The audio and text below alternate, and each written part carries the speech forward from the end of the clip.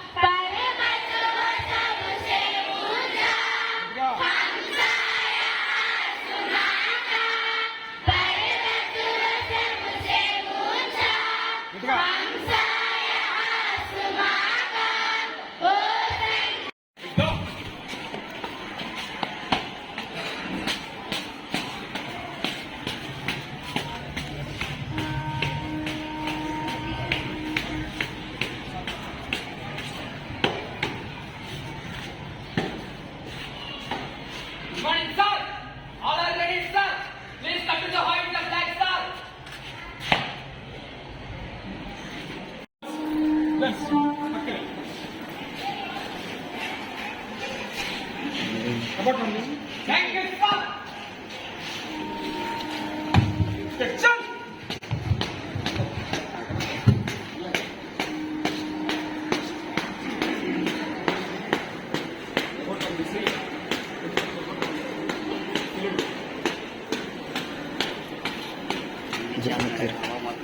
Mixer.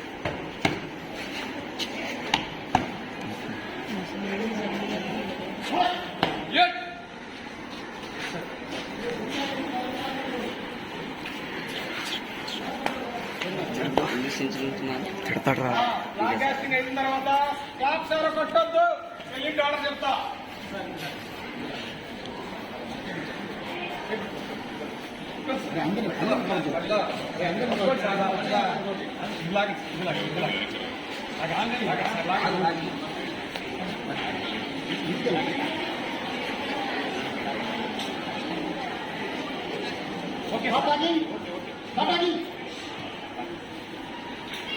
ఎవరు claps కొట్టద్దు. నేను చెప్పినప్పుడు చేద్దరు.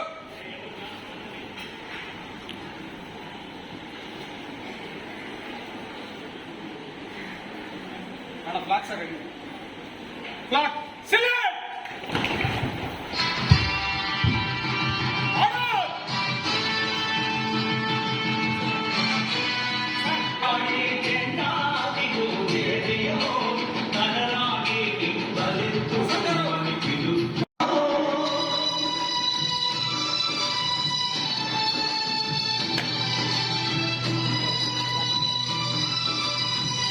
సార్ ఫోన్ తీసుకోండి.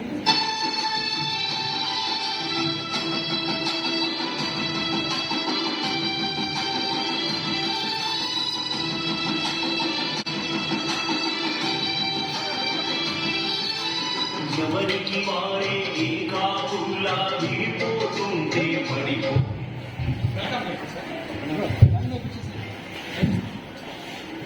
ఈరోజు శ్రీ విమల్ కుమార్ అసెంబ్లీ చైర్మన్ గారిని వేదికపై ఆహ్వానిస్తున్నాం. యువకుడు నిగలిగే విద్యావంతుడు ఉత్సాహవంతుడు యువకులు వారిని పాఠశాల అభివృద్ధిలో పాత్ర వేయవలసిన కోరుతున్నాం. స్వాగతాన్ని అలాగే విశిష్ట అతిథులుగా మన పాఠశాల డోనర్ మరియు పాఠశాల వ్యవస్థాపకులు శ్రీ దొంతిరెడ్డి వేమారెడ్డి గారిని ఆహ్వానిస్తున్నామంటే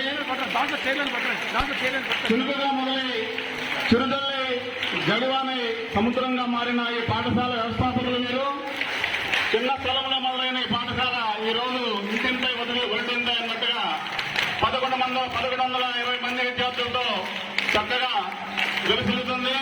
దానికి కారకులైనటువంటి శిష్యాదులు శ్రీ దొంతిరెడ్డి వేమారెడ్డి గారిని సభ సభని అలంకరించవలసిన కోరుతున్నామండి. స్వాగతం సార్.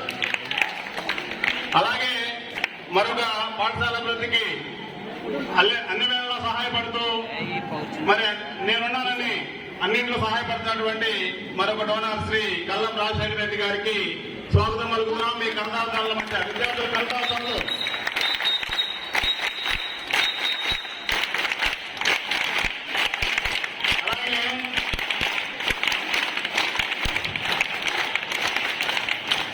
అలాగే ప్రత్యేక అతిథిగా టీడీపీ తాడేపల్లి పట్టణాధ్యక్షులు శ్రీ వెంకటరావు గారిని సభాధ్యక్ష స్థానం సభను అనుకరించవలసిన కోరుతున్నామండి. అలాగే ఎస్ఎంసీ కమిటీ మెంబర్స్ కూడా ఉన్నవాళ్ళు ఎవరైనా ఉంటే ఇక్కడ వేదికపైకి ఆహ్వానిస్తున్నాం. తర్వాత మన పాఠశాల ఫస్ట్ అసిస్టెంట్ అయినటువంటి శ్రీ విబిహెచ్ ప్రసాద్ గారిని వేదికపైకి సాధారణంగా ఆహ్వానిస్తున్నాం. విద్యార్థుల కర్ణాల వాళ్ళ మధ్య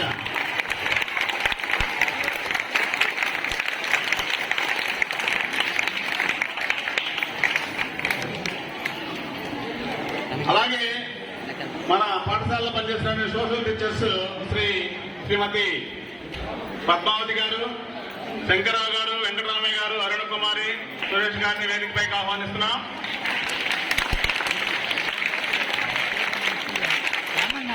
మత్స్య గారిని తదితరులను ఆహ్వానిస్తున్నామండి.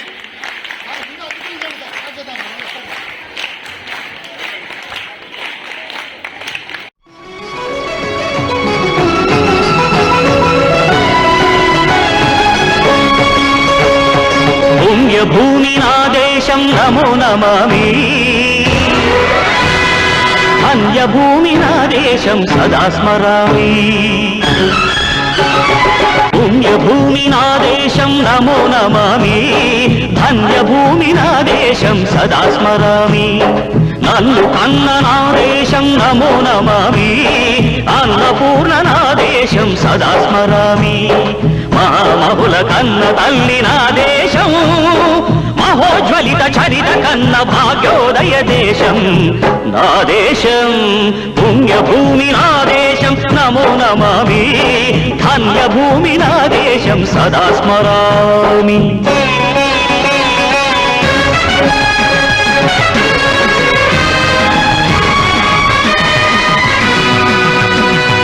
అదిగో ఛత్రపతి ధ్వజమెత్తిన ప్రజాపతి,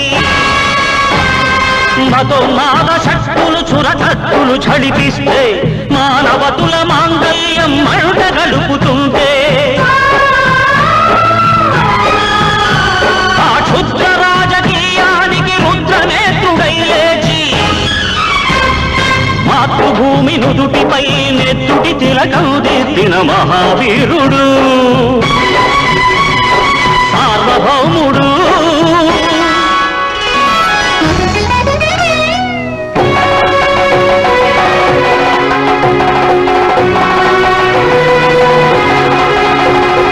అడుగో హరిభయంకరుడు కట్ట బ్రహ్మణ, అది వీర పాండ్య వంశాంకుర సింహ గర్జన. అడుగో హరిభయంకరుడు కట్ట బ్రహ్మణ, అది వీర పాండ్య వంశాంకుర సింహ గర్జన. భారతదేశానికి స్వాతంత్ర్యం వచ్చి 78 సంవత్సరాలైంది. అంటే అంతకుముందు మన ఆంగ్ల పిల్లలు మీకు ప్రతి సంవత్సరం కూడా ఈ సందర్భంగా మీకు అందరికీ ఈ రోజులు కానీ రిపబ్లిక్ డే కానీ వీటి విశిష్టత గురించి మీకు తెలియజేస్తూనే ఉన్నారు మీ ఉపాధ్యాయులు. అంటే అప్పట్లో ఆంగ్లేయులు ఉన్నప్పుడు మనకి ఇంత విశాలమైన విద్యా విధానం కానీ, పై చదువులకు చదువుకోవడానికి ఆస్కారాలు కానీ, పేద బడుగు బలహీన వర్గాల వాళ్ళందరికీ కూడా ఉపయోగపడే కార్యక్రమాలు కానీ, మనం అందరం ఆ రోజుల్లో అణగదొక్కబడ్డాం ఆంగ్లేయుల చేత. అలాంటి తరుణంలో మా భారతదేశానికి స్వాతంత్ర్యం కావాలని మహానుభావులు బాపూజీ, గాంధీ గారు, నెహ్రూ గారు, సర్దార్ వల్లభాయ్ పటేల్ గారు, అట్లాగే ప్రాణత్యాగాలు చేసిన అమరజీవి భగత్ సింగ్ లాంటి వాళ్ళు, అంబేద్కర్ లాంటి వాళ్ళు, అట్లాగే సుభాష్ చంద్రబోస్, ఎంతో మంది వాళ్ళ జీవితాలని పణంగా పెట్టి మనకు స్వాతంత్ర్యం రావడానికి ప్రయత్నించి మన స్వాతంత్ర్యాన్ని సిద్ధింపజేసిన ఆ మహానుభావులందరినీ ఒక్కసారి మనం స్మరించుకోవటం ఈ రోజున మనకందరికీ కూడా మన బాధ్యత అని నేను తెలియజేస్తున్నాను.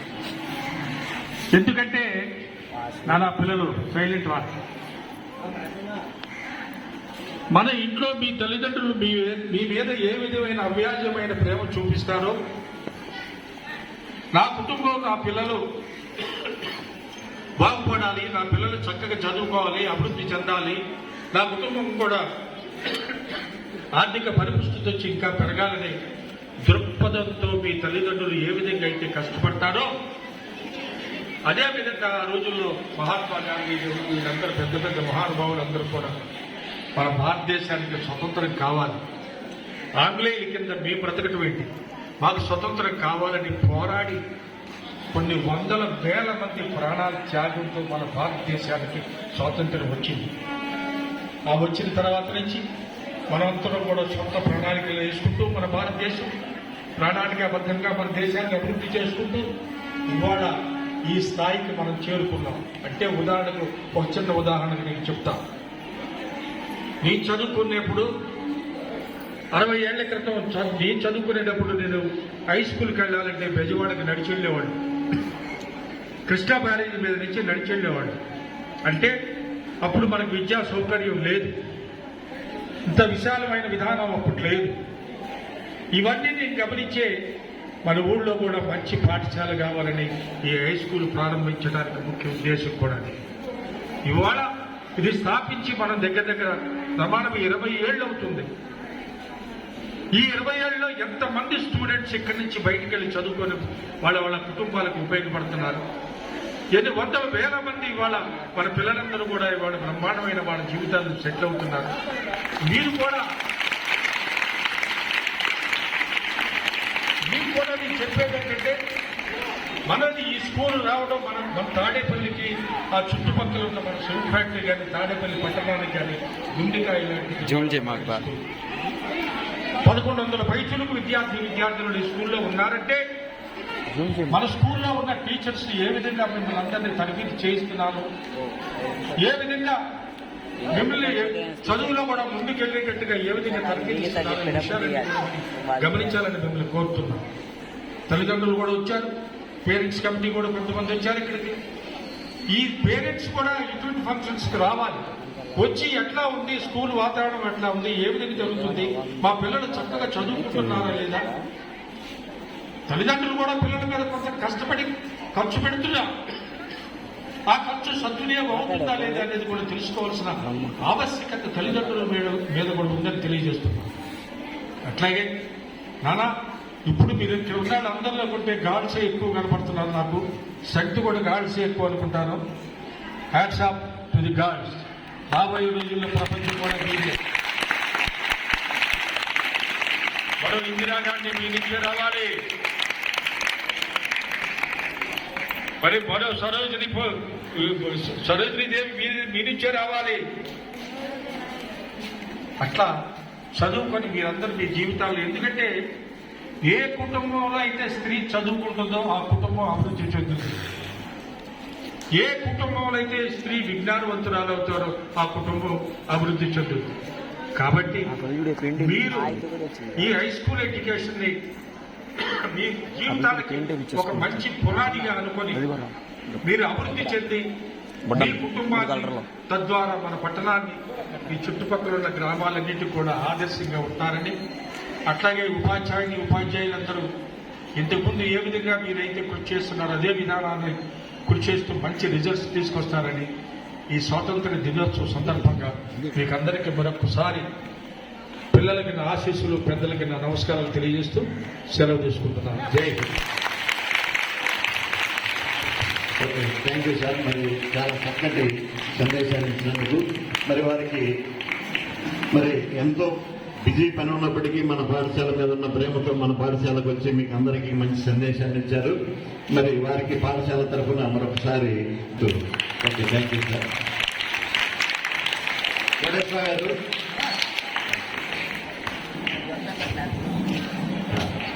ఎక్కడ సార్ పిల్లలు రమ్మనే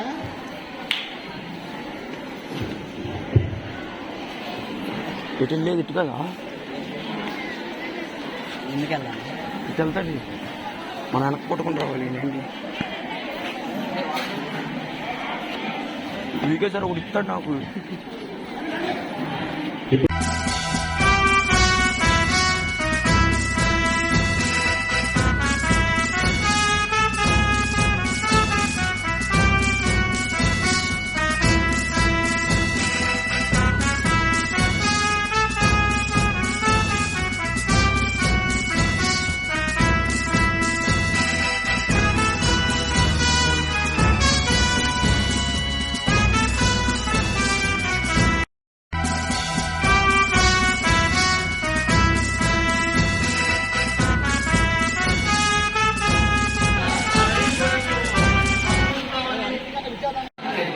గ్రౌండ్స్ ఉంటాయి మాకు చదువుతో పాటు శారీరక ట్రైనింగ్ కూడా వచ్చేది. కానీ ఇక్కడ ఈ కార్పొరేట్ స్కూల్ వచ్చిన తర్వాత డెవలప్మెంట్ అంటే గ్రౌండ్స్ లేక పిల్లలు చాలా ఇబ్బంది పడుతున్నారు. దానికి కూడా మేము లోకేష్ బాబు గారి దృష్టికి తీసుకెళ్ళాం. వారు కూడా సానుకూలంగా స్పందించి స్కూల్కి సంబంధించి ఏదన్నా స్థలం ఉంటే అది పక్కాగా ఆ స్కూల్కి అనౌన్స్ చేసి ఆ గ్రౌండ్ మొత్తం బాగు చేసి పిల్లలకి ఆ స్కూల్కి ఈ ఆట క్రీడా స్ఫూర్తిని కూడా పెంచే విధంగా చేస్తారని మీ అందరూ కూడా మనం చేస్తున్నాను. అలాగే మీరు కూడా పిల్లలు తల్లిదండ్రులు కూడా పిల్లల మీద చాలా జాగ్రత్త తీసుకొని వాళ్ళ చదువుల కోసం వాళ్ళు ఎలా చదువుతున్నారు, వాళ్ళ ప్రవర్తన ఏంటి, ఇవన్నీ కూడా తెలుసుకొని ప్రతిరోజు రాలేని పరిస్థితే. కానీ పిల్లలకి స్కూల్లో మీకు పేరెంట్స్ కి జరుగుతూ ఉంటుంది. కంపల్సరీగా హాజరవ్వండి. పిల్లలు ఏం చేస్తున్నారు, ఏం చదువుతున్నారు, ఆ పరిస్థితి తెలుసుకోవాలని ఈ సందర్భంగా తెలియపరుస్తూ ఇంకొకసారి నారా లోకేష్ బాబు గారు ఈ స్కూల్ కి సంబంధించి పూర్తి బాధ్యతలు చేపట్టి ఈ స్కూల్ డెవలప్మెంట్ కి సహకరిస్తారని సందర్భంగా తెలియజేస్తూ జై భారత్ మాతాకి, జై భారత్ మాతాకి. Thank you. మరి మంచి సందేశాన్ని మా విద్యార్థులకి ఇచ్చినందుకు మరొకసారి మీకు ధన్యవాదాలు తెలియజేస్తూ, ఇప్పుడు మరి పాఠశాల యొక్క సంవత్సరానికి 10,000 రూపాయలు మరి విద్యార్థులకు ప్రైజ్ మనీ అందజేస్తున్నారు. అదేవిధంగా ఈ సంవత్సరం మరి 20,000 రూపాయలు మరి మీరందరూ కూడా బాగా చదివి మరింత పోటీతత్వాన్ని పెంచుకొని ఇంకా మంచి మార్కులు సాధించాలనే ఉద్దేశంతో మరి ప్రైజ్ మనీ కూడా పెంచడం జరిగింది. మరి ఇదే విధంగా భవిష్యత్తు అలాగే దాస్ గారికి, పెద్దలు అందరికీ 78వ సంవత్సర స్వాతంత్ర దిన శుభాకాంక్షలు. అలాగే ఉపాధ్యాయులకి, టీచింగ్ స్టాఫ్, నాన్ టీచింగ్ స్టాఫ్కి, విద్యార్థులకి ఈ స్వాతంత్ర దినోత్సవ శుభాకాంక్షలు. ముఖ్యంగా అందరూ టీచర్లు అందరూ కష్టపడుతున్నారు, పిల్లలు కూడా కష్టపడుతున్నారు, మంచి ర్యాంకులు వస్తున్నాయి. ఇట్లాగే కంటిన్యూ చేసుకుంటా ఐఐటి కానీ, డాక్టర్ కానీ, ఐఏఎస్ కానీ, ఐపీఎస్ కానీ మన స్కూల్ నుంచి రావాలని నేను మనస్ఫూర్తిగా కోరుకుంటున్నాను. అందుకు తగ్గట్టుగా మన టీచర్లు కూడా కష్టపడి పిల్లల తెలివితేటలు గుర్తించి వాళ్ళని ఒక సొసైటీలో ఒక మంచి విద్యార్థులుగా, స్టూడెంట్లుగా తీర్చిదిద్దాలని కోరుకుంటూ, అట్లాగే మన స్కూల్ నుంచి ఎవరైనా ఐఐటి కానీ, డాక్టర్ కానీ, ఐఏఎస్ కానీ, ఐపీఎస్ కానీ ఇంట్రెస్ట్ ఉన్న వాళ్ళు పేద విద్యార్థులైతే వాళ్ళకి సహాయంగా ఆర్థిక సహాయం చేయడానికి మేము ముందుంటాము. ప్రతి సంవత్సరం చెప్తున్నాను. అట్లాగే మీలో ఎవరైనా స్టూడెంట్స్లో ఉంటే మీరు దయచేసి మన హెచ్ఎం గారికి చెప్తే హెచ్ఎం గారు నాకు ఫోన్ చేసి మాట్లాడతారు. వాళ్ళకి వృతాభక్తిగా నా ట్రస్ట్ తరఫున మీకు సహాయ సహకారాలు అందిస్తారని ఈ సభాముఖంగా తెలియజేసుకుంటున్నాను. అందుకని అందరూ కూడా మంచిగా చదువుకోండి. మన తాడేపల్లి ఈ స్కూల్ నుంచి ఒక డాక్టర్, లేదా ఒక ఐఏఎస్, ఒక ఐపీఎస్ అట్లా మన నుంచి రావాలని నేను కోరుకుంటున్నాను. అలాంటి వారికి మా ట్రస్ట్ తరఫున సహాయ సహకారాలు అందిస్తారని మరొకసారి తెలియజేస్తూ స్వాతంత్ర దినోత్సవ శుభాకాంక్షలు తెలియజేస్తూ విరమించాను. Thank you. Okay sir, thank you. మరి మీ తల్లిదండ్రులు కూడా మీకు ఆ భరోసా ఇస్తారో లేదో కానీ మరి కల్లా రాజశేఖర రెడ్డి గారు మరి మన పాఠశాల మీద ఉన్న ప్రేమతో మరి ముఖ్యంగా మన తాడేపల్లి పట్టణం నుంచి అందరూ కూడా ఉన్నత విద్యాభ్యాసాలు చేసి మంచి ర్యాంకుల్లో ఉండాలనే సదుద్దేశంతో మరి పేదరికం అనేది చదువుకి ఆటంకం రాకూడదు అనే ఉద్దేశంతో మరి మీకు మంచి భరోసా ఇచ్చారు. మరి దీన్ని స్ఫూర్తిగా తీసుకొని మీరు పోటీతత్వాన్ని పెంచుకొని మరి బాగా చదివి మరి వారు చెప్పినట్టుగా ఐఏఎస్లు కానీ ఐపీఎస్లు కానీ మీరు చదివి ఆ సమయంలో మీకు ఏదైనా ఆర్థిక సహాయం లేదా ఇతరత్ర సహాయాలు ఏవైనా కావాలంటే మరి నేరుగా మీరు మరి వారిని సంప్రదించవచ్చు. వారి యొక్క కాంటాక్ట్ నంబర్లు మన పాఠశాలలో ఉంటాయి కాబట్టి మీరు ఈ అవకాశాన్ని వినియోగించుకోవాల్సిందిగా కోరుచున్నాం. మరి అదేవిధంగా మన పాఠశాలకు నూతనంగా ఎన్నికైనటువంటి కమిటీ సభ్యులు ఎవరైనా మాట్లాడదాం ఉంటే ముందుకొచ్చి తర్వాత కమిటీ సభ్యులు అనితారాణి గారు, నాగేశ్వరరావు గారు మాట్లాడతారా?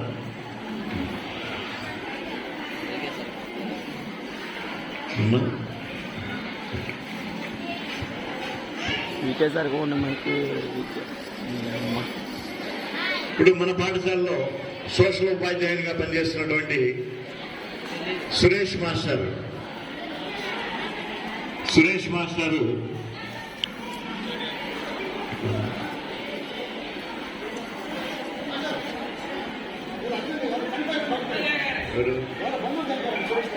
లేదా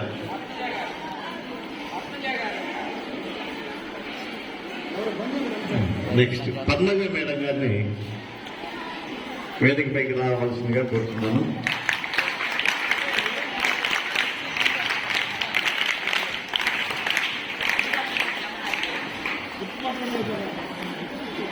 ఇప్పటి వరకు మీకు తెలియని అంశాలు చాలా ఉంటాయి. మరి ఈ స్వాతంత్ర సంగ్రామంలో అనేక ఘట్టాలు ఉంటాయి. ఆ ఘట్టాలన్నీ కూడా మేము వివరించలేకపోవచ్చు. మేడం గారు చాలా చక్కగా వివరిస్తారు. మీరు ఆ ఘట్టాలన్నీ కూడా చాలా గుర్తుపెట్టుకొని వారిని స్ఫూర్తిగా తీసుకొని మరి మీరందరూ కూడా ఆ విధంగా ఎదగాలని కోరుకుంటున్నాం. Okay, thank you. సభకు నమస్కారం అండి. సభ మీద ఉన్న పెద్దలందరికీ ఈరోజు స్వాతంత్ర దినోత్సవ శుభాకాంక్షలు తెలియజేసుకుంటూ, అలాగే మన పాఠశాల విద్యార్థులందరికీ 78వ స్వాతంత్ర దినోత్సవ శుభాకాంక్షలు తెలియజేస్తున్నాను. మరి ఈరోజు ఈ సందర్భంగా మనకి పాఠశాలకు వచ్చినటువంటి పెద్దలు, గౌరవనీయులు అందరూ ఇచ్చిన సందేశాలను మీరు విన్నారు.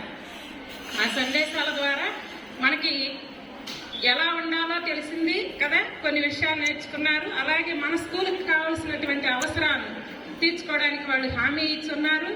దానికి వాళ్ళందరికీ ధన్యవాదాలు తెలియజేసుకుంటూ ఈరోజు మరి అసలు స్వాతంత్రోద్యమం గురించి తెలుసుకుందాం. స్వాతంత్రోద్యమం ఎందుకు జరిగింది, మరి దాని ఫలితాలను ఇవాళ మనం ఎలా అనుభవిస్తున్నాం అనే దాని గురించి కొంచెం బ్రీఫ్గా నేను వివరిస్తాను. చక్కగా వినండి. మీరు అందరూ క్లాసుల్లో తెలుసుకునే విషయాలే మరలా ఒకసారి ఈరోజు స్వాతంత్ర దినోత్సవం సందర్భంగా గుర్తు చేసుకుందాం. మరి మన భారతదేశం ఎంతో వైభవమైన చరిత్ర కలిగినటువంటి మన భారతదేశానికి, అనేక సహజ సంపదలు, అపార వనరులు ఉన్నటువంటి మన భారతదేశానికి యూరోప్ కంట్రీ నుంచి కొన్ని దేశాల వాళ్ళు వర్తకం పేరుతో మన దేశానికి వచ్చారు. అట్లా వచ్చిన వాళ్ళల్లో డచ్ వారు, పోర్చుగీస్ వారు, అలాగే బ్రిటిష్ వాళ్ళు, వీళ్ళు ముఖ్యమైన వాళ్ళు.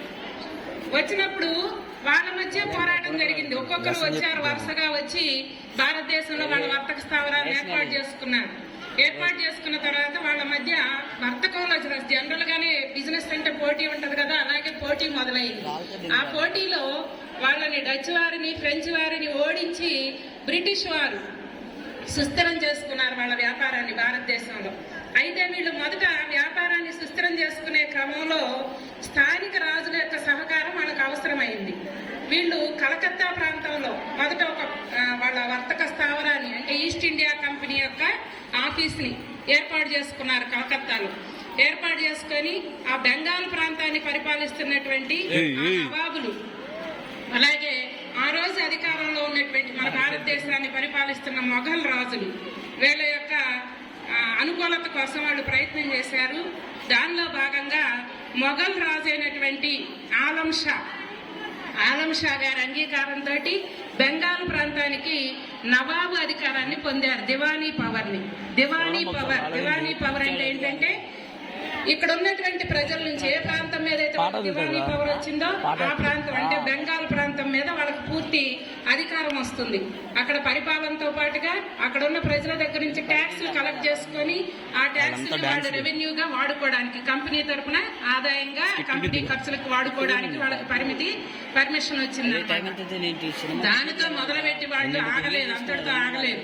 వాళ్ళ వ్యాపారాన్ని విస్తరించుకోవడానికి ఇంకా కొన్ని ప్రాంతాలు అవసరమైనవి.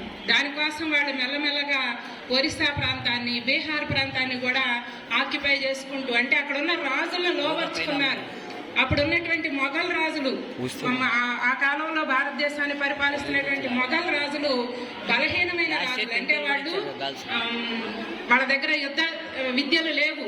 ఔరంగజేబు తర్వాత మంచి పరిపాలకుడు లేడు మొఘల్ చక్రవర్తుల్లో, బలమైన రాజు లేడు. ఆ తర్వాత వచ్చిన వాళ్ళందరూ కూడా వాళ్ళ దగ్గర అంత యుద్ధ విద్యలు లేవు, ఊరికే బహుమానాలకు లొంగిపోయే వాళ్ళు.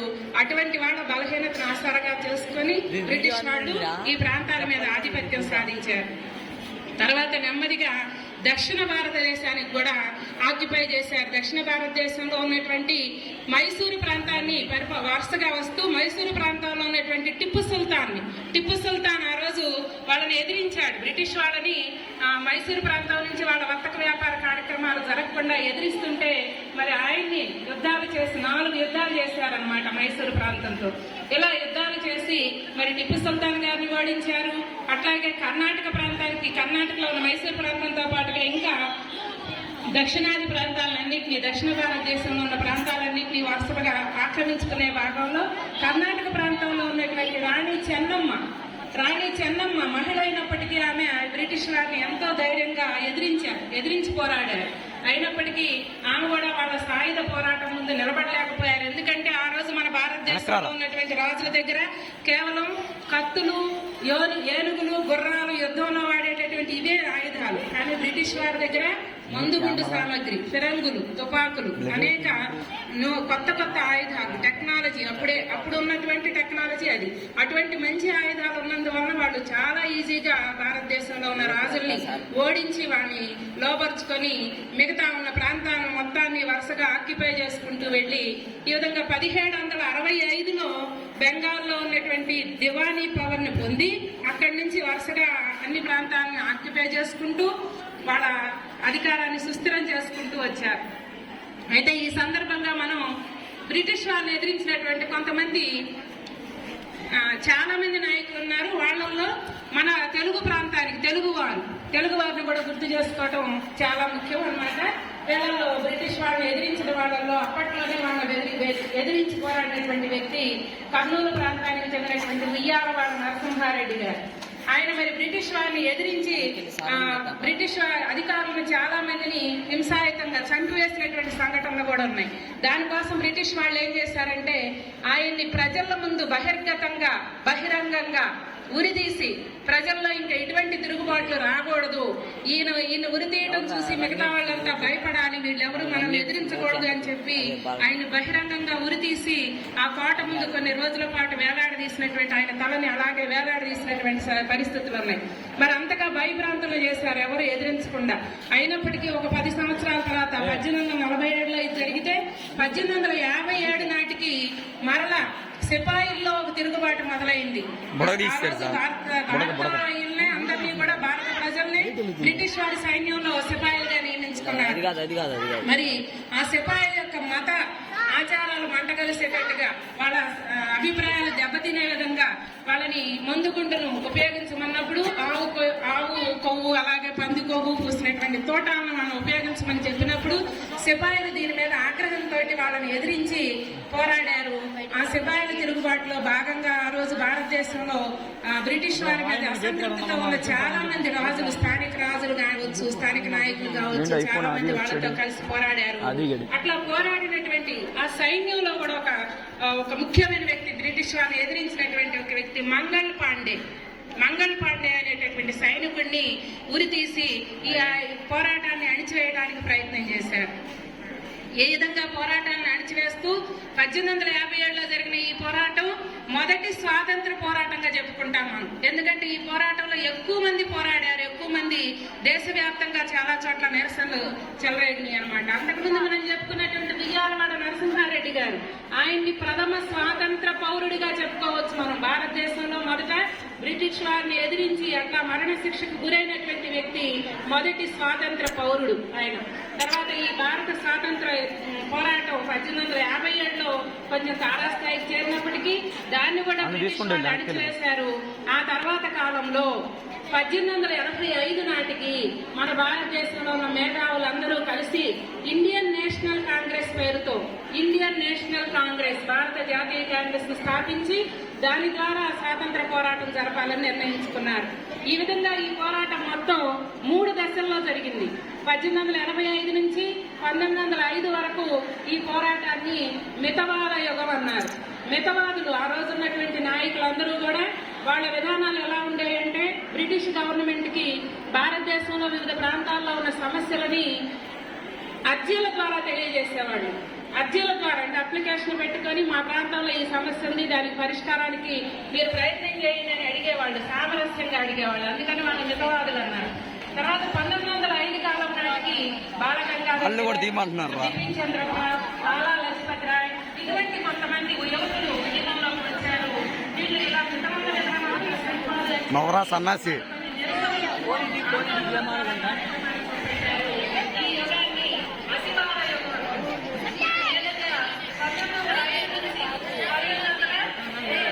Video sir.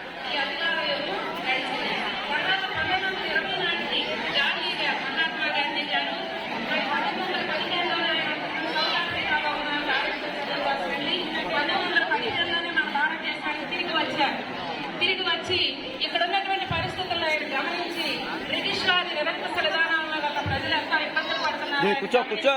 ఇంకా తెలుసుకోవడానికి భారతదేశం మొత్తం పర్యటన చేశారు ఆయన.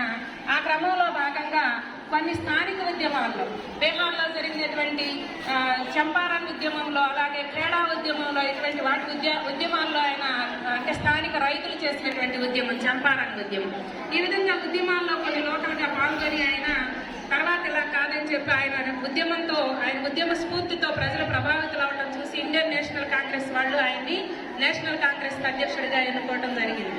సో 1920 నుంచి మహాత్మా గాంధీ గారి నాయకత్వంలో ఈ భారత జాతీయ ఉద్యమం కొనసాగింది. ఇది 1947 వరకు, 1920 నుంచి 1947 మనకు స్వాతంత్రం వచ్చే వరకు గాంధీ గారి నాయకత్వంలోనే సాగింది ఉద్యమం. అందుకే ఈ పీరియడ్ ని, ఈ దశని గాంధీ యుగం అని పిలిచారు. సో గాంధీ గారు మరి ఈ యుగంలో, ఈ దశలో 3 ముఖ్యమైన ఉద్యమాలు, పెద్ద పెద్ద ఉద్యమాలు నిర్వహించారు. వాటిల్లో మొదటిది 1921-22లో నిర్వహించినటువంటి నాన్ కోఆపరేషన్ మూవ్మెంట్, సహాయ నిరాకరణ ఉద్యమం. ఈ ఉద్యమం ద్వారా బ్రిటిష్ వాళ్ళకి పన్నులు కట్టడం ఆపేసి, అసలు బ్రిటిష్ కార్యక్రమాల్లో పాల్గొనకుండా, అంటే వాళ్ళు ఎస్టాబ్లిష్ చేసిన స్కూల్స్ లో చదువుకోకూడదు ఎవరు, వాళ్ళు ఎస్టాబ్లిష్ చేసిన కోర్టుల్లో ఎవరు పనిచేయకూడదు, ఈ విధంగా ప్రజలందరికీ పిలుపునిస్తే అందరూ విద్యాలయాలను బహిష్కరించారు, మరి చట్టసభల్ని, కోర్టుల్ని బహిష్కరించారు. ఈ విధంగా ప్రజలందరూ నాన్ కోఆపరేషన్ మూవ్మెంట్ లో పాల్గొంటే అది మరి గాంధీ గారు సత్యము, అహింస అనే ఈ 2 ఆయుధాల ద్వారానే పోరాటం చేయాలని ప్రజలందరికీ పిలిపించారు. కానీ ఒక దశలో ఈ ఉద్యమం హింసాయుత మార్గంలో మారింది. 1922లో ప్రజలు చౌరీ చౌరా ప్రాంతంలో పోలీస్ స్టేషన్ మీద దాడి చేసి, అక్కడ పోలీస్ స్టేషన్ ని తగలబెట్టి అక్కడ ఉన్న పోలీసులు 22 మందిని చంపేశారు, కోపోద్రిక్తులైన రైతులు. మరి ఆ సంఘటనతోటి గాంధీ గారు తీవ్రంగా కలత చెందారు. నేను అహింసాయుత మార్గంలో వెళ్ళమంటే ప్రజలు హింసాయుత మార్గంలో వెళ్తున్నారు కాబట్టి దీన్ని నిరసిస్తూ ఆయన ఆ ఉద్యమాన్ని అంతటితో ఆపేశారు, సహాయ నిరాకరణ ఉద్యమాన్ని. తర్వాత కాలంలో మరలా ప్రజల్లో తిరిగి ఆయన ప్రజల్ని చైతన్యవంతులు చేసి అందరం కలిసి పోరాడాల్సినటువంటి అవసరాన్ని గుర్తించి 1930లో మరలా దండి సత్యాగ్రహాన్ని.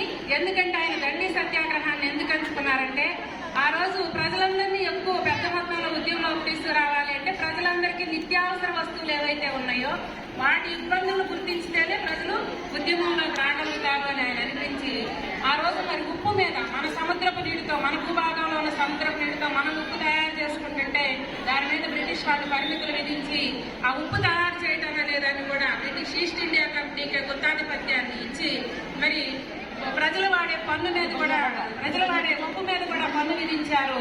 ఆ ఉప్పు మీద కూడా పన్ను విధించేసరికి ఈ విషయాన్ని ప్రజల్లోకి తీసుకెళ్తే ప్రజలందరూ ఎక్కువగా నిరసిస్తూ ఈ ఉద్యమంలోకి వస్తారని ఆయన భావించి ఉప్పు సత్యాగ్రహం పేరుతోటి ఆయన ఈ ఉద్యమాన్ని మొదలుపెట్టారు. 1930-31లో ఉప్పు సత్యాగ్రహం ద్వారా పెద్ద ఎత్తున ప్రజలు ఉద్యమంలోకి వచ్చారు. అనేక మంది గాంధీ గారు అనుచరులు ఆ ఉద్యమంలో అనుసరించారు. తర్వాత కాలంలో మరి ఉప్పు సత్యాగ్రహాన్ని కూడా ఆ టైంలో కొంతవరకు బ్రిటిష్ గవర్నమెంట్ వాళ్ళు రౌండ్ టేబుల్ సమావేశాల ద్వారా గాంధీ గారితో జాతీయ నాయకులు మన ఇండియన్ నేషనల్ కాంగ్రెస్ లీడర్ తోటి చర్చలు జరపడానికి ప్రారంభించారు అనమాట. ఆ దశలో కొన్ని చర్చలు జరిగినప్పటికీ మన ప్రయత్నాలు నెరవేరలేదు. అందుకని ఇంకా కొన్ని బ్రిటిష్ వాళ్ళు వాళ్ళ ప్రయత్నాలను పెంచి ఎక్కడికక్కడ ఈ ఉద్యమాన్ని ఆపేసే ప్రయత్నం చేశారు. సో దానితో ఉద్యమం ఆగిపోయింది. చాలా మంది ప్రజలు ఇమీడియట్ గా వాళ్ళకి భారతదేశ ప్రజలు ఈ ఉద్యమం ద్వారా ఇమీడియట్ గా వాళ్ళకి రిలీఫ్ వస్తుంది అనుకున్నారు. కానీ వాళ్ళు ఆశించిన విధంగా ప్రయోజనాలు రాకపోయేసరికి ప్రజలంతా ఎక్కడికక్కడ ఉద్యమం నుంచి బయటకు వచ్చేసారు. దాంతో పిల్లలందరూ వింటున్నారమ్మా, మీకోసమే చదువుతుంది ఉద్యమం గురించి మొత్తం ఉద్యమ చరిత్ర మీరు తెలుసుకోవాలని వేదిక మీద ఉన్న సభలో ఉన్నటువంటి పెద్దలందరికీ తెలుసు. మీకోసం చదువుతున్నా మీ నుంచి సౌండ్ వస్తుంది, జాగ్రత్తగా వినండి. లాస్ట్ దశకు వచ్చేస్తాం మనం. నెక్స్ట్ మరి చివరి పోరాటం ప్రపంచ యుద్ధం జరిగే సమయంలో మొదటి ప్రపంచ యుద్ధం అయిపోయింది. రెండవ ప్రపంచ యుద్ధం జరిగే సమయంలో మన సైన్యంతో బ్రిటిష్ వారికి పెద్ద ఎత్తున అవసరమైంది. భారత సైన్యంతో అంతా వాళ్ళ సైన్యంలో ఉన్నదంతా ఎక్కువ మంది భారతీయులే కాబట్టి రెండవ ప్రపంచ యుద్ధంలో భారతదేశాన్ని బ్రిటిష్ తరఫున వాళ్ళకి యుద్ధానికి సహకరించమని కోరారు. అప్పుడు మనకు ఒక సమయం వచ్చింది. ఇదే మంచి సమయంగా భావించి మన నాయకులు ఈ యుద్ధంలో మీకు సహకరించినట్లయితే వెంటనే మాకు స్వాతంత్రాన్ని ఇవ్వాల్సిందిగా కండిషన్ పెట్టారు. ఆ కండిషన్ కి వాళ్ళు ఒప్పుకొని ఈ ఉద్యమం సెకండ్ వరల్డ్ వార్ అయిపోగానే 45లో అయిపోయింది సెకండ్ వరల్డ్ వారు. వెంటనే మనకి స్వాతంత్రం ఇచ్చే ప్రయత్నం చేశారు. మరి దీనిలో భాగంగా మరి వాళ్ళని అంత తొందరగా ఒప్పుకోలేదు, చర్చల ద్వారానే ఒప్పుకోలేదు. ఆ రెండవ ప్రపంచ యుద్ధం జరిగే సమయంలోనే క్విట్ ఇండియా మూవ్మెంట్, మూడవ ఉద్యమం, గాంధీ గారు నిర్వహించిన మూడవ ముఖ్యమైన ఉద్యమం క్విట్ ఇండియా మూవ్మెంట్ నడిపించారు. ఈ క్విట్ ఇండియా మూవ్మెంట్ సందర్భంగా గాంధీ గారు ప్రజలకి డూ ఆర్ డై అనే స్లోగన్ తోటి ప్రజలందరినీ ఉత్తేజపరిచి ఈ మూవ్మెంట్ లో తీసుకొచ్చే ప్రయత్నం చేశారు.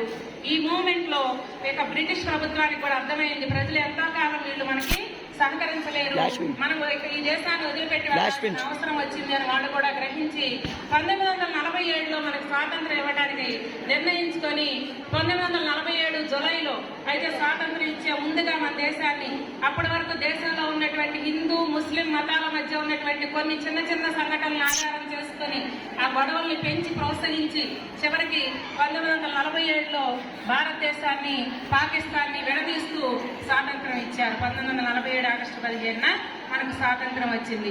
అయితే ఈ స్వాతంత్ర ఉద్యమాన్ని ప్రజలందరిలో స్ఫూర్తిని నింపడానికి ప్రజలందరూ ఈ ఉద్యమాల్లో పాల్గొని ఈ స్వాతంత్ర ఫలాలను అనుభవించడానికి ప్రజల్ని ఇంకా మోటివేట్ చేయాల్సిన అవసరం వచ్చింది. దానిలో భాగంగానే ఈ జాతీయ జెండాని మనం రూపొందించుకున్నాం.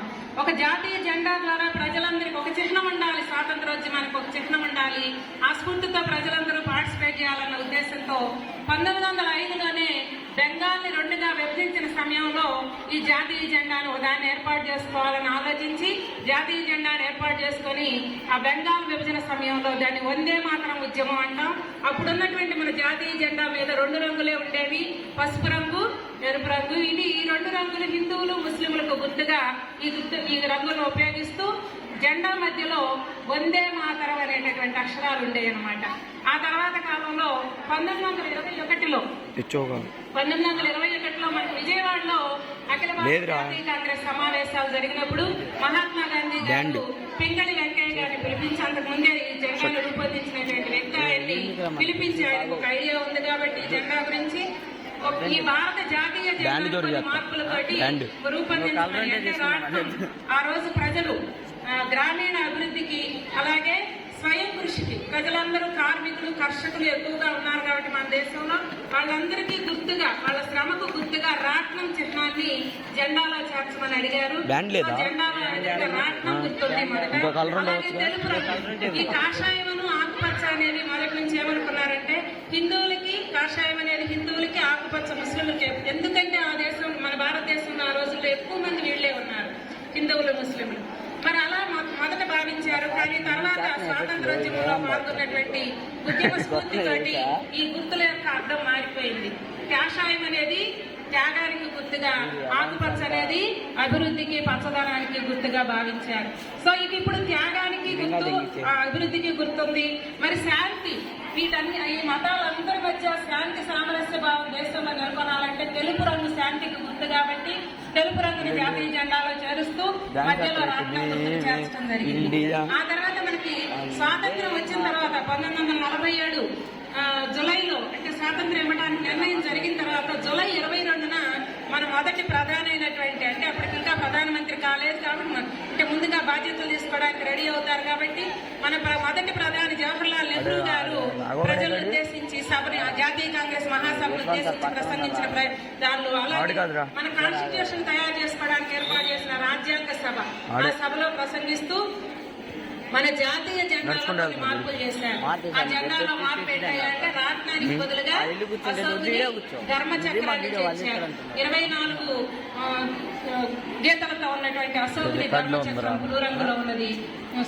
అశోకుని యొక్క ధర్మచక్రం ఈ బౌద్ధ చిహ్నాలకి, బౌద్ధ మతానికి గుర్తుగా దీన్ని తీసుకోవాలి. ఎందుకంటే ఇది శాంతిని ప్రబోధించేటటువంటి మతం కాబట్టి దానికి గుర్తుగా ఈ అశోకుని ధర్మచక్రాన్ని మన జెండాలో చేర్చాలని నిర్ణయించి జెండాను ఏర్పాటు చేసుకున్నాం. ఇది మరి ఇప్పటి వరకు మనం చెప్పుకున్నటువంటి స్వాతంత్ర ఉద్యమ చరిత్ర. మరి ఈ జెండాను రూపొందించినటువంటి వ్యక్తి పింగళి వెంకయ్య గారు. ఎక్కడ జన్మించారు ఈయన? కృష్ణా జిల్లా బట్ల పెనుమర్రు గ్రామం, మన పక్కనే ఉన్న కృష్ణా జిల్లా. అలాగే మన జిల్లాకు సంబంధించి మన పక్కన ఉన్నటువంటి జిల్లా ఏదైనా మొత్తం ఆంధ్రప్రదేశ్ కి చెందిన తెలుగు వారు చాలా మంది స్వాతంత్రోద్యమ నాయకులు ఉన్నారు. దుగ్గిరాల గోపాలకృష్ణయ్య గారు, అట్లాగే మరి మనకు మొదటి ముఖ్యమంత్రిగా, ఆంధ్రప్రదేశ్ రాష్ట్రానికి మొదటి ముఖ్యమంత్రిగా పనిచేసినటువంటి శ్రీ టంగుటూరి ప్రకాశం పంతులు గారు. మీరు ఇక్కడ కృష్ణా బ్యారేజ్ అంటారు దాన్ని కదా, ఆ బ్యారేజ్ పేరేంటి? కాదు, ప్రకాశం బ్యారేజ్. వాడుకలో కృష్ణా బ్యారేజ్ అని పిలుస్తున్నారు, అసలు దాని పేరు ప్రకాశం బ్యారేజ్. ఆ ప్రకాశం పంతులు గారి గౌరవార్థమైన పేరుని బ్యారేజ్ పెట్టడం జరిగింది. ఈ విధంగా మరి మన ఆంధ్రప్రదేశ్ నుంచి చాలా మంది నాయకులు ఉద్యమంలో పార్టిసిపేట్ చేశారు. మరి ఆ స్ఫూర్తితో మనం కూడా తెలుగువారు, మనం కూడా ఆ స్ఫూర్తితో మరి మీరు కూడా ఇక నుంచి మరి విషయాలన్నీ ఇప్పుడుదా తెలుసుకున్నారు. స్వాతంత్ర ఉద్యమ పోరాటం ఎలా జరిగిందో తెలుసుకున్నారు. ఆ స్ఫూర్తితో మీరు కూడా దేశభక్తిని పెంపొందించుకొని ఇక ముందు ఇప్పటి నుంచి మీరు విద్యార్థులు, భారత పౌరులు, కాబోయే పౌరులు, మరి మీరు భారతదేశంలో జరుగుతున్న అనేక అభివృద్ధి కార్యక్రమాల పట్ల అవగాహన పెంచుకుంటూ ఎప్పటికప్పుడు ప్రభుత్వ విధానాల గురించి ఆలోచిస్తూ, ప్రభుత్వ విధానాల గురించి మీరు కూడా డిస్కస్ చేసుకుంటూ, ఏదైనా పెద్దవాళ్ళు అయ్యే కొద్దీ మీ నిర్ణయాలను మీరు తెలియజేసే స్వాతంత్రం ఉంటుంది. స్కూల్లో కూడా జరిగే కార్యక్రమాల్లో మీ నిర్ణయాలను మీరు స్వేచ్ఛగా తెలియజేస్తూ దేశ అభివృద్ధి కార్యక్రమంలో మనమంత పాత్ర మనం అందరం పోషిద్దామని ఆశిస్తూ ఈ అవకాశం ఇచ్చిన ప్రధానోపాధ్యాయులు గారికి ధన్యవాదాలు. Thank you madam. అది చాలా చక్కగా స్వతంత్రోద్యమంలో ఉన్న సంఘటనలన్నీ కూడా చాలా చక్కగా పిల్లలకు వివరించారు. మరి మొట్టమొదట ఏ దేశం ఎక్కడ మొదలు ఎవరికి తెలియదు. ఈ ఫ్రెంచ్ వాళ్ళు, పోర్చుగీస్ వాళ్ళు, డచ్, బ్రిటిష్ వాళ్ళు వీళ్ళంతా కూడా మరి వారికి ఉన్న సాంకేతిక పరంగా అభివృద్ధి చెందారు. సముద్ర మార్గం ద్వారా మరి ఇండియాకి రావటం, మరి మొట్టమొదటి మన ఇండియాకి వచ్చినప్పుడు మేము కేవలం వ్యాపార నిమిత్తం వచ్చామని చెప్పేసి మన దేశంలో ఉన్న ఖనిజ సంపద మొత్తాన్ని కూడా వారి దేశంలో ఉన్న ఫ్యాక్టరీలకి తరలించి ఆ విధంగా యూరోపియన్ కంట్రీస్ అన్ని కూడా అభివృద్ధి చెందినాయి. ఏషియన్ కంట్రీస్ అన్ని కూడా సర్వనాశనం అయిపోయినాయి ఒక విధంగా చెప్పాలంటే. సో ఆ విధంగా వ్యాపార నిమిత్తం వచ్చేసి మన దేశంలో మరి డివైడ్ అండ్ రూల్, విభజించు పాలించు, ఇక్కడున్న పాలకుల మధ్య విభేదాలు సృష్టించి మరి చివరికి దేశాన్ని ఆక్రమించి వారు మన దేశాన్ని 200 సంవత్సరాల పాటు పరిపాలించారు. ఆ తర్వాత మరలా మన దేశాన్ని మరి వారి నుంచి మనం తీసుకోవడం కోసం మరి అనేక పోరాటాలు, మొట్టమొదటి సిపాయి తిరుగుబాటని, ఆ తర్వాత జలియన్ వాలాబాగ్, ఇంకా క్విట్ ఇండియా ఉద్యమాలు, నాన్ కోఆపరేషన్ ఉద్యమాలు, ఇలా అనేక రకాల ఉద్యమాలు మరి దేశంలో చేసి మరి స్వాతంత్రాన్ని చివరికి ఆగస్టు 15, 1947 సంవత్సరంలో సాధించుకోవడం జరిగింది. మరి ఈ స్వతంత్రాన్ని మనం కాపాడుకోవాల్సిన బాధ్యత ఎంతైనా ఉంది. మరి స్వతంత్రం వచ్చిన తర్వాత, స్వతంత్రం రాకముందు మనం ఎలా ఉన్నాము, స్వతంత్రం సాధించిన తర్వాత మరి అన్ని రంగాల్లో కూడా, సాంకేతిక రంగంలో కావచ్చు, వ్యవసాయ రంగంలో కావచ్చు, ఇట్లా అన్ని రంగాల్లో కూడా ముఖ్యంగా మన విద్యని చూసుకుంటే మరి ఈరోజు ఎంతో అభివృద్ధి చెందాం. దేశంలో పేరుగాంచిన విద్యా సంస్థలు అనేకం ఏర్పాటు చేసుకున్నాం. అదేవిధంగా ప్రతి గ్రామంలో, ప్రతి వార్డులో కూడా మరి విద్యాలయాలను ఏర్పాటు చేసి ప్రతి ఒక్కరికి కూడా విద్యనందే ఏర్పాటు చేసుకోగలిగాం.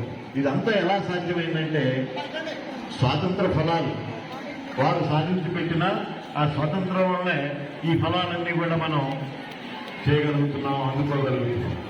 సో ఈ విధంగా మరి స్వాతంత్రాన్ని సాధించుకోగలిగాం. అదేవిధంగా మన భారతదేశంలో మరొక సోషల్ ఉపాధ్యాయులు శ్రీ వెంకటరామయ్య గారిని వేదిక మీదకి వచ్చి స్వతంత్ర సంఘటనల గురించి మరింత విశ్లేషంగా విద్యార్థులకు వివరించాల్సిందిగా కోరుతున్నాం. ఆ తర్వాత శంకరరావు గారు కూడా రెడీగా ఉండాల్సిందిగా కోరుతున్నాం. విద్యార్థులు ఎవరైనా ఉన్నారా మాట్లాడేవాళ్ళు? విద్యార్థులు ఎవరైనా ఇండిపెండెన్స్ డే స్పీచ్ సరే మాస్టర్ అయిపోయిన తర్వాత ఒక 5 నిమిషాలు మాస్టర్ మాట్లాడితే ప్రధానోపాధ్యాయుల వారికి, వేదికను అలంకరించిన పెద్దలకి, ఈ కార్యక్రమానికి చేసిన గ్రామ పెద్దలందరికీ, మా తోటి ఉపాధ్యాయులందరికీ అభివందనాలు. విద్యార్థులందరికీ 78వ స్వాతంత్ర దినోత్సవ శుభాకాంక్షలు. ఈరోజు మనం ఇంత స్వేచ్ఛగా జీవించగలుగుతున్నాము అంటే మన స్వాతంత్రం సంపాదించుకున్నాం. మన పూర్వీకులు పెట్టిన భిక్ష మనకి. ఒకానొకప్పుడు బ్రిటిష్ వాళ్ళు మన దేశానికి వచ్చారు, కేవలం వ్యాపారం కోసం వచ్చారు. సుమారు 200 సంవత్సరాలు పరిపాలించి మనల్ని బానిసలుగా చూశారు. బానిస బతుకు ఎలా ఉంటుందో ఒకసారి ఊహించండి. అలాంటి బ్రతుకు మాకెందుకు అని చెప్పేసి మన స్వాతంత్ర సమరయోధులందరూ ఎన్నో ఉద్యమాలు, సత్యాగ్రహాలు చేసి ఎట్టికేలకు వారిని మన దేశం నుంచి పారద్రోలి మన దేశానికి స్వతంత్రాన్ని తీసుకొచ్చినటువంటి ఘనత వారికే దక్కింది. అప్పటి నుంచి మనం స్వేచ్ఛాయుతంగా జీవించగలుగుతున్నాం. మరి ఇంత స్వేచ్ఛగా జీవిస్తున్నామంటే మన ఫ్రీడమ్ ఫైటర్స్ ఇచ్చినటువంటి మనకి ఒక ముఖ్యమైన అర్థం అన్నమాట. మనకి దేశంలో ఎన్నో మతాలు, ఎన్నో కులాలు ఉన్నాయి. ప్రతి ఒక్కరూ వారి మతాలకు అనుసారంగా పండుగలు చేసుకుంటారు. ఇలాంటి పండుగలు జాతీయ పండుగలు అంటారు. దేశం మొత్తం చేసుకునే పండుగలు. జాతికి, కులానికి, మతానికి సంబంధించి కాదు. ప్రభుత్వ కార్యాలయాలు, పాఠశాలలో, కాలేజీల్లో అందరూ జరుపుకునే పండుగలే జాతీయ పండుగలు అంటారు. ఇలాంటి జాతీయ పండుగలు మరెన్నో జరుపుకోవాలి. ఎంతో ఉత్సాహంగా, ఉల్లాసంగా ఉండాలి. మరి ఇలాంటి పండుగలు జరుపుకుంటున్నామంటే మన స్వాతంత్ర సమరయోధుల యొక్క మన పూర్వ వైభవం కాబట్టి మనం ఈరోజు ఎంత స్వేచ్ఛగా జీవించగలుగుతున్నాం. మరి ఇలాంటి కార్యక్రమాలు ఎన్నో జరుపుకొని ముందుకు వెళ్ళాలి అని ఆశిస్తూ ఈ అవకాశం ఇచ్చిన ప్రధానోపాధ్యాయులకు ధన్యవాదాలు తెలియజేసి సెలవు తీసుకుంటున్నాను. Okay, thank you master. మన ఎస్ఎంసీ మెంబర్ గారైన మేడం గారిని వేదికపైకి రావాల్సిందని కోరుతున్నాం. మీరంతా నిశ్శబ్దంగా ఉండాలి. ఇప్పుడుదా చెప్పిందండి. అదే బ్రిటిష్ వారి పరిపాలన ఉన్నట్లయితే మీరు ఎలా ఉండేవాళ్ళు? ఈ ఎండలోనే మీరు కట్టి పడేసేవాళ్ళు అనమాట. అర్థమైందా? ఎండగా ఉన్నవాళ్ళు నీడకెళ్ళి కూర్చోండి అమ్మా నిశ్శబ్దంగా.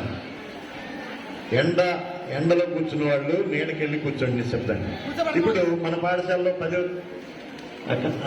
చెప్తాం. ఇప్పుడు స్వతంత్ర ఉద్యమం గురించి మన పాఠశాల విద్యార్థులు ఒక స్కిట్ని వేస్తారు.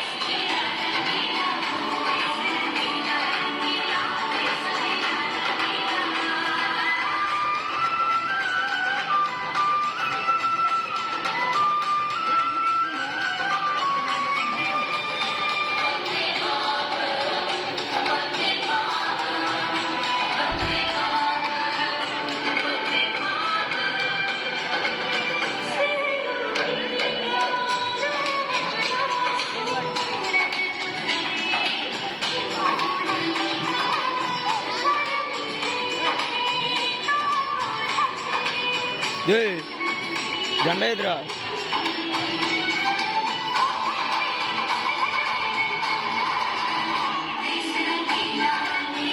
సార్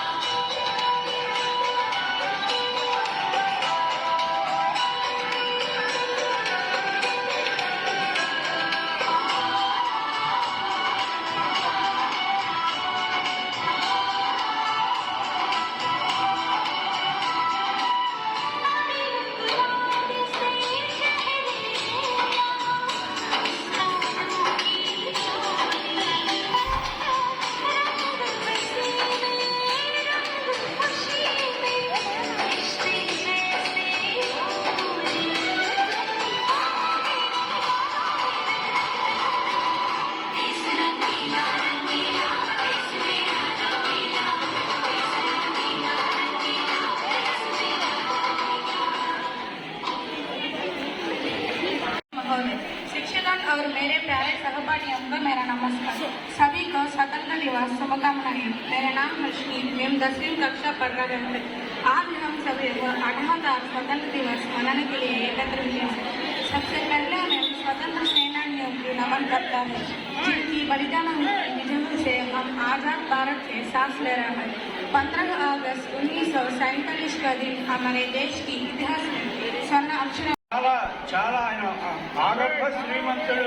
వాళ్ళ అమ్మకు ఒక మాట ఇచ్చాడు, నేను మందు తాగను, మగువను ముట్టను, మాంసం తిన్నని చెప్పాడు. అది చివరి వరకు పాటించాడు ఆయన సౌత్ ఆఫ్రికాలో అక్కడ మన వాళ్ళ కోసం పోరాటం చేస్తా ఉన్నాడు.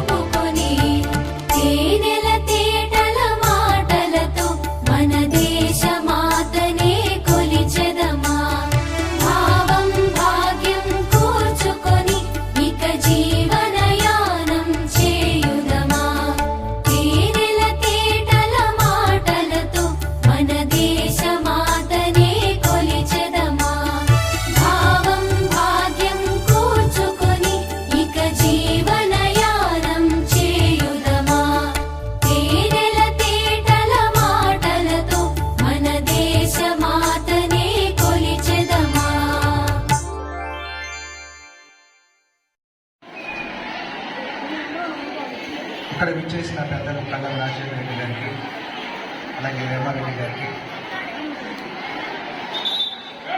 వెనుక కూర్చున్న గ్రామ పెద్దలు, అలాగే ఈ మైక్ ద్వారా వింటున్న ప్రతి ఒక్కరికి కూడా 78వ స్వాతంత్ర దినోత్సవ శుభాకాంక్షలు. ఈరోజు మనము 78వ స్వాతంత్ర దినోత్సవాన్ని స్వాతంత్రాన్ని జరుపుకుంటున్నామంటే దీని వెనుక ఎంతోమంది గొప్ప గొప్పవారు వారి ప్రాణాలు అర్పించి మనకు స్వాతంత్రం తీసుకొచ్చారు. ఈ రోజున స్వేచ్ఛగా మనకు నచ్చినట్టుగా మనం బ్రతకడానికి, మనకు నచ్చింది మనం తినడానికి, ఏది కావాలన్నా మనం చేసుకోవడానికి ప్రపంచ దేశాలకు భారతదేశ గొప్పతనాన్ని చాటి చెప్పిన మహానుభావులు ఎంతో మంది ఈరోజు మన ముందు లేకపోయారు. పిల్లలు ఒకసారి వినాలి, అందరూ చూడాలి, ఒకసారి అందరూ చూడండి. అయితే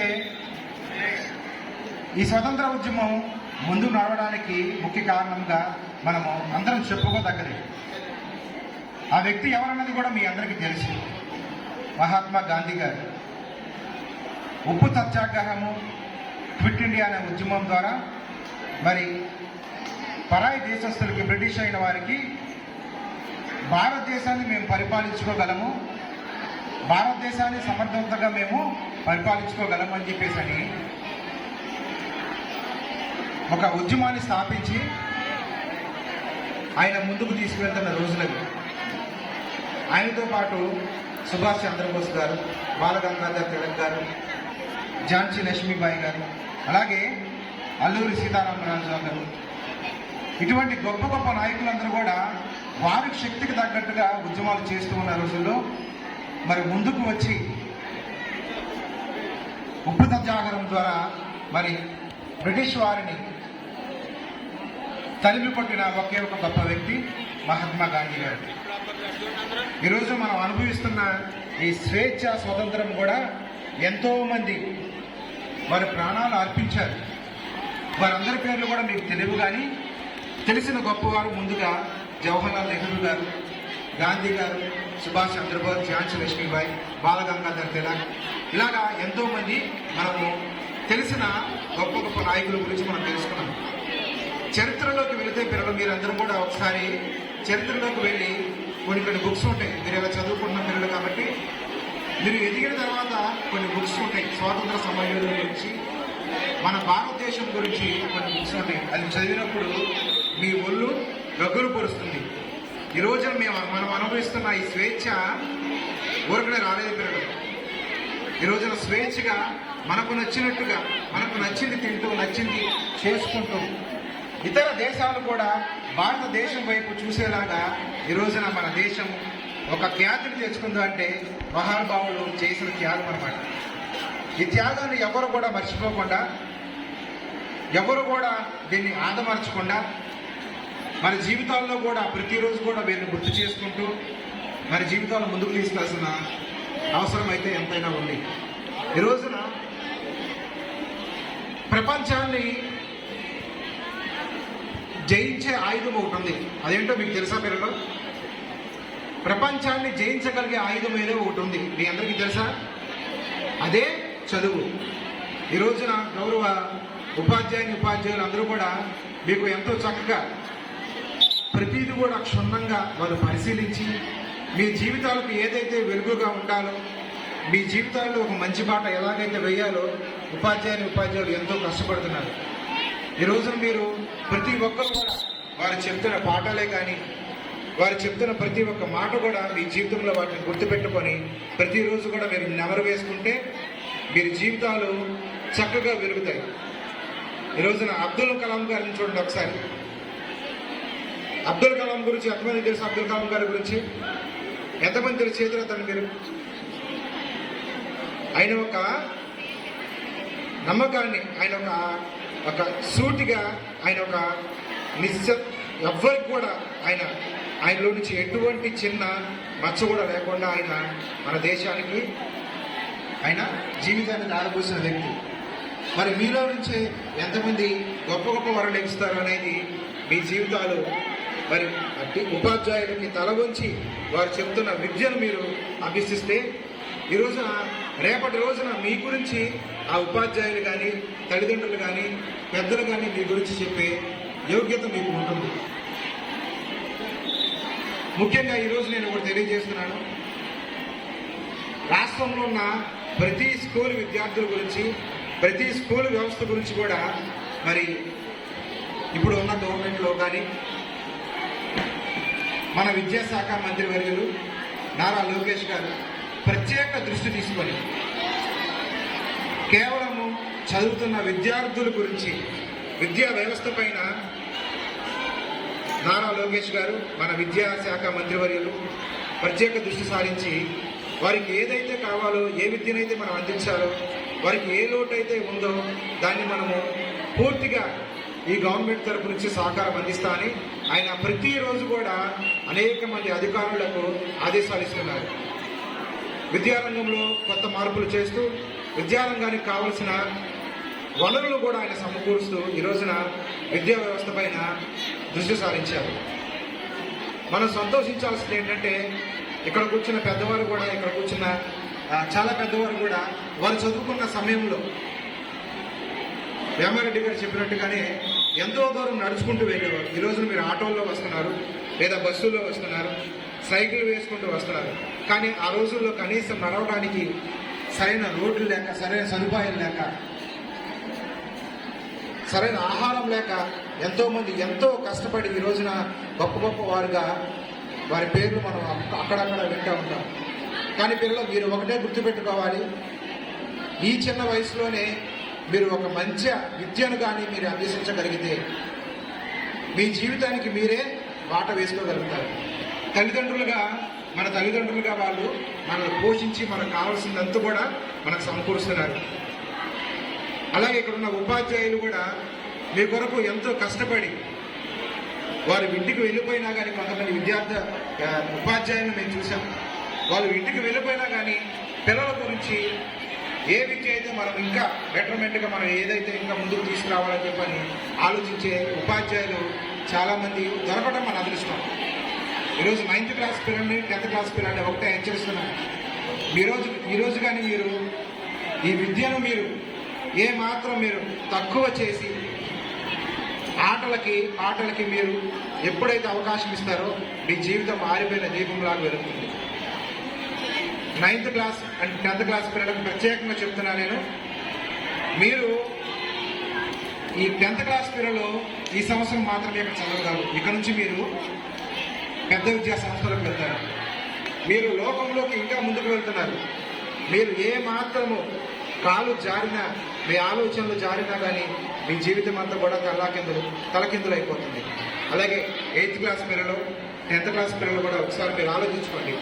మనకు ఎక్కడా లేని విధంగా మన రాష్ట్రంలో ఒక ప్రత్యేకమైన విద్యను ప్రవేశపెడుతున్న మన విద్యాశాఖ మంత్రి గారికి, నారా లోకేష్ గారికి మనం ఎంత రుణపడి ఉండాలి. ఈ స్కూల్కి కాదు, రాష్ట్రంలో ఉన్న ప్రతి స్కూల్ కూడా ఏది కావాలన్నా కానీ, మనకి ఏది తక్కువైనా కానీ వారు ఇవ్వడానికి సిద్ధంగా ఉన్నారని తెలియజేశారు. అలాగే ముఖ్యంగా మనం అభినందించాల్సిన కొంతమంది వ్యక్తులు ఇక్కడ ఉన్నారు. పిల్లలు వినపడుతుందా? మనం అభినందించాల్సిన వ్యక్తులు కొంతమంది ఉన్నారు. ఎవరంటే వారు ముందుగా మన దగ్గర ఉన్న ఉపాధ్యాయులందరికీ కూడా ఒకసారి మీరు చప్పట్లు పెట్టాలి సార్. ఎందుకంటే వారు ఉదయం నుంచి కూడా మిమ్మల్ని కంట్రోల్ చేయడానికే కానీ, మీకు మంచి పాఠాలు చెప్పడానికే కానీ, మిమ్మల్ని ఒక మంచి విద్యార్థులుగా తయారు చేయడానికి కానీ వాళ్ళు ఎంతో కృషి చేస్తున్నారు. వారి మాటలు మీరు చెవిన పెట్టుకొని ఒకసారి వారు చెప్తున్న విద్య మనకు ఏ చదువు అయితే ఉందో దాన్ని ఈ చెవితో ఈ చెవితో వదిలేయకుండా వారు చెప్తున్న విద్యను మీరు అభ్యసించగలిగితే కానీ రేపటి రోజున మీరు ఒక గొప్ప ఉద్యోగిగాను, లేదా ఒక పోలీస్ అధికారి గాను, ఒక లాయర్ గాను, ఒక డాక్టర్ గాను, లేదా ఒక రాజకీయ నాయకులు గాను మీరు ఎదగలిగే ఒక మార్గం ఇక్కడి నుంచే బాట మీకు ఉపాధ్యాయులు వేస్తున్నారు. దయచేసి పిల్లలు ఎవరు కూడా విద్యను నిర్లక్ష్యం చేయకుండా ఉపాధ్యాయులు చెబుతున్న ప్రతి ఒక్క మాటను కూడా మీ మనసులో కానీ మైండ్లో కానీ పెట్టుకొని మీరు చదవగలిగితే మీరు గొప్పవారిగా మీరు ఎదుగుతారు. ఏదో ఒక రోజు మీరు పలానా స్కూల్లో మేము చదువుకున్నాము, పలానా మాస్టర్ గారు మాకు ఇలా చెప్పారు అని చెప్పని మీరు ఇక్కడికి వచ్చి చెప్పకపోయినా అనేక మంది మీ ఫ్రెండ్స్తో కావచ్చు, వేరే రాష్ట్రాల్లో ఉన్న మీ బంధువులతో కావచ్చు, వారు మీ గురించి ఇక్కడ చెప్పుకుంటారు, మీరు అక్కడ చెప్పుకుంటారు. దయచేసి ఏ విద్యార్థి కూడా ఈ రోజు నుంచి చెప్తున్నాం, మేము ఉపాధ్యాయులతో కూడా మేము కొత్తగా ఎన్నికైన కమిటీతో మేము అందరూ మాట్లాడుకుని కూడా ఈ స్కూల్కి ఏదైతే కావాలో అదంతా కూడా సమకూర్చడానికి మేము సిద్ధంగా ఉన్నాము. అలాగే మరి ఈ రోజున మీకు 9th class and 10th class పిల్లలలో మరి ఫస్ట్గా వచ్చిన మరి వారికి తన వంతు సాయంగా మరి పిల్లల భవిష్యత్తును ఆలోచించుకొని ఇక్కడ విచ్చేసిన కల్లం రాజశేఖర రెడ్డి గారికి మీ భవిష్యత్తుని దృష్టిలో ఉంచుకొని మిమ్మల్ని ఇంకా పైకి ఎదిగేలా చేయాలని మరి ఇక్కడ ఆ యొక్క ఆశతో వచ్చిన కల్లం రాజశేఖర రెడ్డి గారికి మనస్ఫూర్తిగా ధన్యవాదాలు తెలియజేసుకుంటున్నాను. మరి ముఖ్యంగా పిల్లలు మీరు ఏదైతే మీరు విద్యని అభ్యసిస్తున్నారో దాన్ని నిర్లక్ష్యం చేస్తే ఈరోజు మాపలాగా నిలబడగలరు. ఎందుకంటే మీరు 9th క్లాస్ 10th క్లాస్ చదువుతున్న పిల్లలు ఉన్నారు, తర్వాత ఇంటర్మీడియట్, డిగ్రీ, ఆ తర్వాత పైన MBA, ఇక అనేకమైన విద్యలు అభ్యసిస్తారు. కానీ మేము ఇక్కడ చదువుకోలేదు. చదువుకోపోయినా మాకు మా మాస్టర్లు చెప్పిన ఆ విద్య మా మైండ్లో ఉండిపోవడం వలన మేము కొంతవరకైనా మేము నెట్టుకొని రాగలుగుతున్నాము. ఇటువంటి ఉపాధ్యాయులు మాకు దొరకలేదు. మాకైతే దొరకలేదు. మీరు ఏ ఒక్కరు కూడా ఉపాధ్యాయులు నిర్లక్ష్యం చేయొద్దు. సార్లు చెప్తున్న ప్రతి మాటను కూడా మీరు మీ మనసులో ఉంచుకొని మీ దినచర్యలో వారి మాటను ఆలోచింపజేసుకొని నడవలసిందిగా కోరుతూ, అలాగే ఈ అవకాశం ఇచ్చిన హెడ్ మాస్టర్ గారికి, అలాగే పెద్ద రాజశేఖర రెడ్డి గారికి, తాడేపల్లి పట్టణ ప్రధాన కార్యదర్శి దారా దాస్ గారికి, నా కమిటీ సభ్యులందరికీ, విద్యార్థులు మీ అందరికీ కూడా చేతులెక్కి నేను మీ అందరినీ అడుగుతున్నది ఒకటే, మీరందరూ కూడా మంచి భవిష్యత్తును మీరు పుంజుకోవాలి, మంచి విద్యను అభ్యసించాలి. ఏ ఒక్కరు కూడా తలదించుకునేలాగా ఉండద్దు. ఇక నుంచి స్కూలుకు సంబంధించిన ప్రతిదీ కూడా మారిపోతుంది. పెద్దలు ఇక్కడ రాజశేఖర రెడ్డి గారు, వేమారెడ్డి గారు, ఇలాగే చాలామంది దాతలు గ్రామంలో ఈ స్కూలు డెవలప్మెంట్ కోసం వారికి తగ్గ సాయం వాళ్ళు చేస్తున్నారు. ఇక నుంచి కూడా స్కూల్ కూడా పూర్తిగా ఒక మోడర్న్ స్కూల్గా మనం దిద్దుకోవాల్సిన బాధ్యత మీ పైన మా పైన ఉంది. దయచేసి పిల్లలందరూ కూడా మీ చదువు నిర్లక్ష్యం చేయొద్దు, చదవండి, చదివి గొప్ప వ్యక్తులుగా మారమని ఈ సభాముఖంగా మీ అందరికీ తెలియజేస్తూ, ఈ అవకాశం ఇచ్చిన పెద్దలు హెడ్ మాస్టర్ గారికి, గ్రామ పెద్దలకు, విద్యార్థులకు, నా కమిటీ వారికి, ఉపాధ్యాయులకు, పెద్దలకు అందరికీ హృదయపడిపోతున్నాను.